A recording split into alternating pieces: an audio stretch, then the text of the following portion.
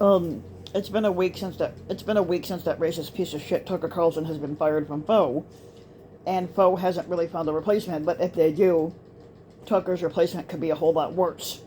Um, now when you write and think publicly about the news and politics, there's a great amount of pressure to always be certain, and to be fast or ideally both.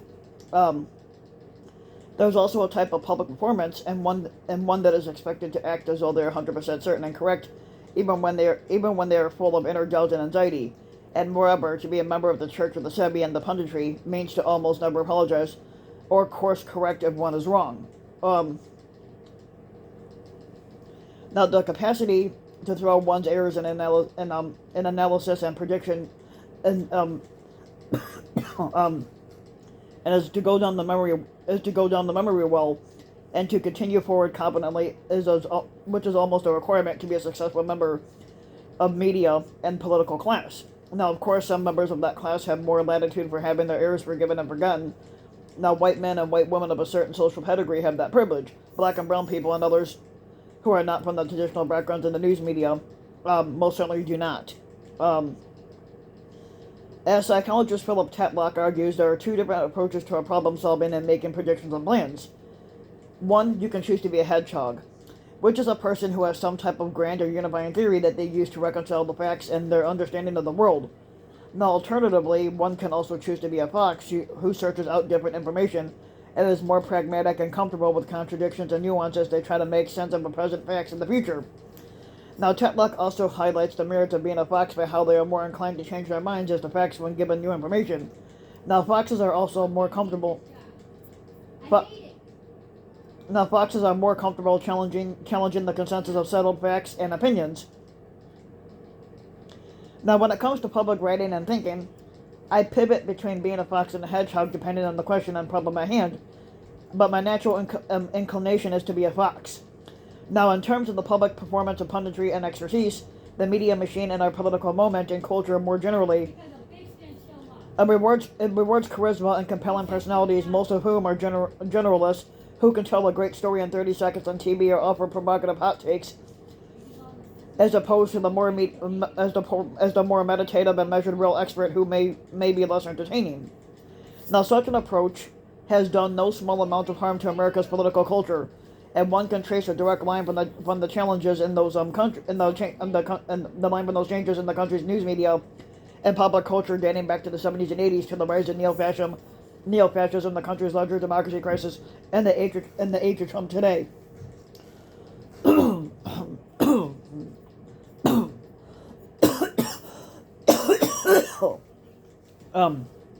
Now, what we, the Americans, need in this moment of crisis and the fascist fever dream and nightmare is to learn to think clearly and to ponder and to breathe while we orient ourselves to escape the Trumpocene. I did a video on the Trumpocene last week. Now, unfortunately, our culture is sick with that political theories. Just is sick with what political theorists and philosophers are describing as hyperpolitics, and more the late capitalism, digital media, overlapping crises, and what feels like an endless torrent of events, and the feelings of dread and disorientation such forces are causing, and it means everything is to speed up, that there is a little time for contemplation or critical thinking. In short, we as individuals and as a culture need to slow down, but we are not being allowed to do so. Now, the neo-fascist gangster capitalists and other anti-democratic and anti-human actors want it that way. Hold on a second.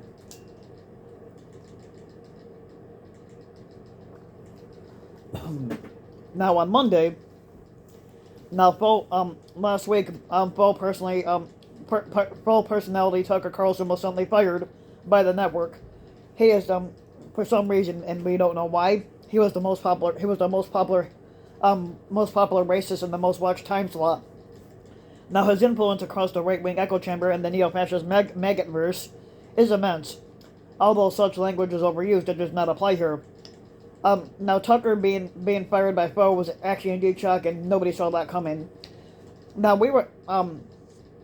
now there's a lot of people that I know, basically in the aspect of when I did my video the other day about fucker being fired, people asked, "What do you think? How could this have happened? What does it mean for their network?" And I said, I don't fucking know. And those are perhaps the three worst and most dirty words for those who are members of the commentary or punditry. Now here is where we are in the Tucker Carlson faux story.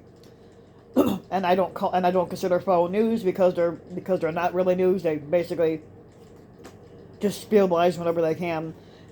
There was no definitive answer for why Tucker was fired from faux, but it has been reported and rumored that the Dominion lawsuit and what was revealed about Tucker's hostility towards Trump, his attorneys, and other members of the Maggotverse would be too detrimental to faux going forward.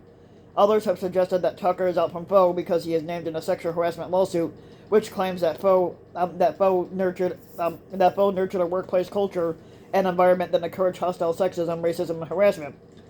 Other observers have applied Occam's razor that faux is a business, and the powers that be made a basic cost benefit calculation that Carlson, given his outsized personality, a growing amount of negative attention, and other actual and potential conflicts, was simply no longer worth the trouble to keep around. But there have been suggestions that Carlson's public and private connections to malign actors in Russia and Hungary and the larger global right could be the reason that he was so quickly dumped like a 3-day-old fish heads and guts. And for all we fucking know, the real reason for Carlson's sudden exit may be something even worse. At the time of reporting this, there was no definitive answer. Contrary to the expected public performance and public expectation, I don't really give a fuck about why Carlson was fired by faux, but the larger reasons are really irrelevant to me. And what we do know about Tucker Carlson and what the poison and pain he has caused to American politics and society during his time at faux, and both through his direct actions and what he represents and symbolizes, and has given tacit and active permission for are far more horrific, enough to have merited his removal from the public airwaves years ago. Now, Carlson was a central figure in Donald Trump and the Republican fascists' big lie in the Klan attack on January 6th. In his role as a lead provocator and propagandist, Carlson has continued to valorize and lionize Trump's maggot terrorists who launched the lethal assault on the Capitol as part of the Klan attack. Now, Carlson is a malign actor who routinely uses stochastic terrorism to encourage violence against black and brown people, the LGBTQ community, refugees and immigrants, anti-fascist supporters of the Black Lives Matter movement, people who believe in and support women's reproductive rights and freedoms, like Muslims, Democrats, progressives, and others he deems to be deems to be the enemy of the real America. Now, Carlson, through the policies he advocates for, the guests at his various shows and other actions, has shown himself to be a white supremacist, an anti-Semite, and a racial authoritarian. Now, media watchdogs and other experts have routinely highlighted how Carlson was one of the right-wing media personalities that's most responsible for mainstreaming what were once fringe white supremacist beliefs and conspiracy theories. Now, like how white people are being replaced, which isn't true at all, or they're at risk of extinction from black and brown people. Not exactly true, but In a post on Twitter, political strategist Steve Schmidt said this about Carlson. Tucker Carlson wasn't a zealot who held extreme beliefs. He was a calm man who held no beliefs. He was singularly, besides Donald Trump, the most cynical performer on all of television. Now Schmidt's choice of language here is important. Carlson is a fascist political performance artist, and faux is the main stage. And to highlight this fascism in the age of Trump and this ongoing disaster is the result of a merging of politics, emotion, storytelling, symbolism, collective psychopathology and identity, and their rational and yes theater. And it's to properly understand the deeper nature of the threat to democracy and why such illiberal and fake populist politics are so compelling to many people. To many members of the mainstream news media and political class, especially professional centrists, is to refuse to acknowledge that reality while they cling to obsolete frameworks of the normal politics and real politics, and with its emphasis on elections, voting, public opinion, public policy, and the horse race. Now, in the age of Trump and its fascist imagery, Tucker is one of the main villains. In that role, he is a reliable source of daily controversy and pathetic attention. Now, Carlson, along with Donald Trump, Marjorie Taylor Greene, Lauren Boebert, Run Death Satanists, Steve Bannon, and a few other central members of the neo-fascist rogues gallery, and figures that many among the American public, especially Democrats and progressives, love to hate and otherwise pay attention to. Now, in the attention economy of the 21st century, with its obsessive focus on eyes, downloads, shares, likes, clicks, circulation, engagement, time on page, and other metrics, now Carlson, etc. And they're almost a guaranteed box office. Now, thus, while many members of the American news media are celebrating Tucker's departure from Poe, and there will be, if it has not already, a moment of panic and terror about what comes next. What will we do without Tucker and his daily faux hate broadsides? Now, I would suggest that such worry is much exaggerated and very premature. Now, Tucker is not really going anywhere anytime soon. He may reemerge in an even worse and more dangerous form somewhere else, and perhaps even as a presidential candidate. And fuck that if he is a presidential candidate, because he would not win. On Twitter, historian Ruth Ben-Ghiat warned, Carlson is a fascist demagogue with huge power over the Americans and the far right partners in Brasilia, Budapest, and Moscow. He will never squander this capital. Plus, never underestimate Foe's cynicism. He leaves in return for Foe backing. If he runs for office in one outcome or another. And also on Twitter, the Lincoln Project had also cautioned this. Now,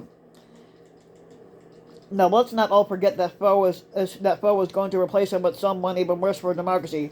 This is just their attempt to be normal for a while. Our fight against faux lies continues. Now, pollster Rachel Bitecofer also warned on Twitter that no one will want to hear this, but if Carlson runs for the GOP nomination, more than likely he's going to win, hopefully not. 100% name, ID, celebrity, and indie wealth are the best assets a nomination hopeful can possess, and no one but Trump and Carlson have that. Ultimately, just as Foe quickly moved on from Bill O'Reilly, something once considered unimaginable, it will find a replacement for Fucker. As reported by Rolling Stone, it was a good move to part ways with Tucker and a producer. He knowingly spread lies throughout his time at Foe, and basically I fear management will replace him with someone who is just like him, so there probably won't be any real change. The Foe universe is far bigger than any one person. The infernal machine will continue largely unstopped because there is a huge market for its poison. Now,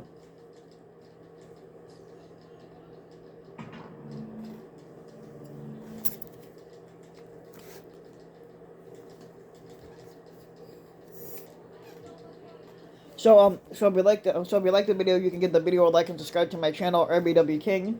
You can also hit the notification bell so that you'll be notified when a new video comes out.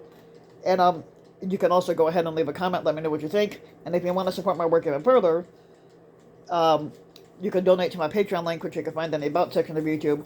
And for just a little as a few bucks a video or a month, your donation can help go a long way. And thanks for listening.